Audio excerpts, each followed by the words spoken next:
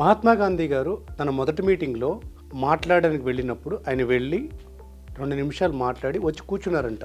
ఆ తర్వాత మరొక అతను వచ్చి ఆయన పిఏ వచ్చి 2-3 స్పీకర్స్ మాట్లాడిన తర్వాత మళ్ళీ వచ్చి సార్ ఒకసారి మాట్లాడతారన్నారు. అదేంటి నేను ఇంతకుముందు మాట్లాడాను కదంటే, ఇందాక మీరు మాట్లాడలేదు సార్, మీ నోట్లో నుంచి మాట బయటకు రాలేదు, కేవలం మీరు మాట్లాడడానికి ప్రయత్నించారు అని చెప్పారంట.